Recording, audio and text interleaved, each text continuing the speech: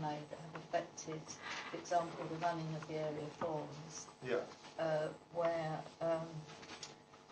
instructions have been made by Council Crime about the way we receive our items, agenda items, etc., which has resulted in I'm the chair of the Nunhead and Peckham Rye area forum. Our first AGM was actually, we had to abort it because people didn't get correct notification. And we just held our second one. We went ahead with it, but only people that don't have access to a computer received any of the papers. So those of us that do have access, they were quite lengthy items, and we were expected to print them off ourselves, which I wouldn't do. So it meant that when we got to the meeting, none of us had the papers. And this is an instruction that's been given that with there was no agenda planning meeting, there was no preparation for that meeting at all, and I was informed as the chair of that meeting that I had an AGM the following week, but no consultation. And it feels as though things are happening, but if anything, we've gone 2 steps backwards, and which is why it's disappointing that there's been no discussion since. Okay, I mean that in itself sounds like something that's nothing to do with that review. It sounds like a decision from housing, but I think we should question that and find out. You were supposed to move us forward, so we were more. Yep. This sounds more like an issue around how they distribute papers. Let's talk to Steph outside of this room, and we can report back, you and I, to this meeting in December. Because I'm not the only area forum that was affected. Yeah. Thank you. Okay, so I've got hand in the air. I don't believe you were at the last meeting, so. No, because all I want to know is, can you speak up? Sorry. Because we can't hear you. Sure, no problem. Okay. Thank you. We don't have microphones at this meeting. We don't usually get many people in, and it's not set up that way normally, but it's something I'm sure we could think about in the future. So we have 2 main items on the agenda this evening.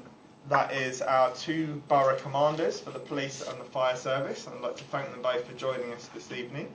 On the agenda, we've got police first and then fire, but I would say that as you're both up at the top table, if something comes up during the police part where Neil you want to chip in on that, then please do, and likewise Simon, if you're around during the fire bit, I don't know what your diary's like, so don't worry if you're not around for that bit, but please do feel free to chip in as and when you want to as well, and that way I think it's a really good way of doing things tonight to have both of you here at the same time to get those 2 perspectives on some issues that cross both. So I'm going to start by asking Simon to introduce himself and to give us a brief overview of what's been happening in Southwark since the last time we saw you. Okay. And then we'll go over to the committee for questions, and then if there's time and I see some hands, we will try and get some questions in from the public gallery tonight as well, if that's all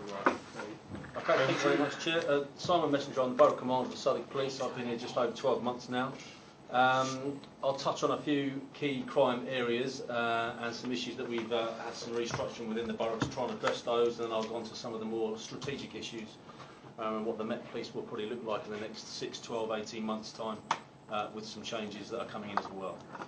If we're looking at the general trend in offences across the borough, we are seeing a slight increase, not a great deal, about 2% increase. Within the greater scheme of things, that's all crime, that's not any particular type, but we are very much in keeping and middle of the pack for the whole of London, so we're not sticking out in any way, shape or form in that, and we are very similar to our neighbour, which is Lambeth, and when you look at the 2 boroughs, they are extremely similar in volume, complexity, risk, threat, harm and all the things that we look at as police officers, so we are very much in keeping with our neighbour to the left. Looking at the key crime types that we've been asked to look at, burglary, robbery, and I'll come on to knife crime because that's the one that concerns me most.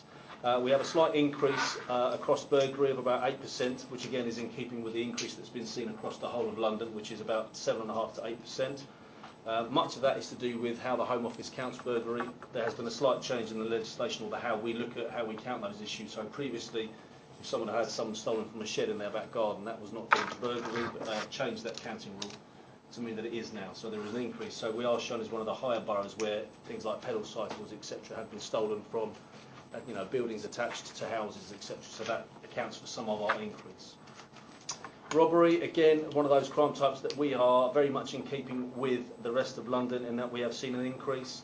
It's about a 30% increase, but that includes somebody riding past on a mountain bike and taking a phone out of someone's hand rather than the more traditional where people are punched and hit and are threatened, etc. So there is a wide range around the issues around robbery.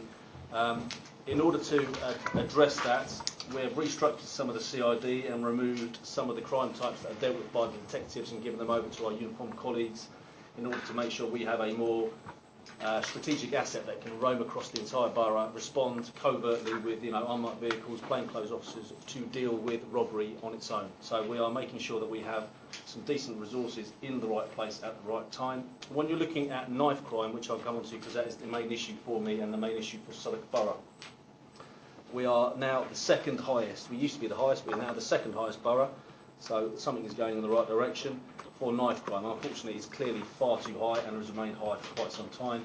Southwark has traditionally been a knife crime borough, so that hasn't changed in the last decade. So we are very much up there, and dealing with knife crime is a priority. So when you're looking at the breakdown around knife crime, much of it, I'm just looking at some of the statistics I printed off here, about 60% of our offences are linked to robbery, which is why we've resourced or sort of adjusted our resources within the CID department to make sure we can tackle that. But not like other boroughs, we don't have massive issues with gang members committing those robberies. So when you're looking at the breakdown of suspects, etc., yes, we have a knife crime problem, yes, we have a robbery problem, but it is not linked to our gangs. And again, I must emphasise, in the last 12 months, we've had a number of knife-related murders, and again, none of those have been gang-related. Okay. So we've restacked how we deal with things and making sure that we have a proactive capability to address those and have a sort of subject matter experts dealing with that, rather than have all competent officers. So uniform officers will deal them on occasions, but what we're making sure is we have some detectives and some tactics in place to be in the right places at the right times. So the key areas for us, Peckham High Street and the Brandon Estate.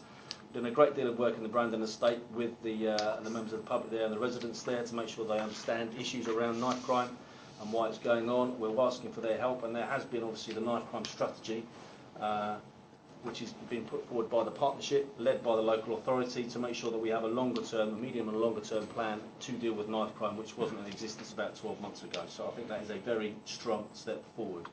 We're moving that work onto the Pelican Estate and moving into the Camberwell areas to make sure that we have got as much coverage as we possibly can, make sure people understand what the issues are, what the limitations the police have, and that this is a team game, in that I can't, as the Borough Commander, solve this on my own. I can't arrest everybody, I can't stop and search everybody, and there will be issues where the community have to come and assist us, along with the local authorities, statutory partners, fire brigade, NHS, and more importantly the community themselves. The key issue for us, and I think I've discussed it at our numerous meetings and probably my previous appearance here, is that there is often a wall of silence which we experience as investigators and police officers, where people are unwilling to speak with us or explain what has happened.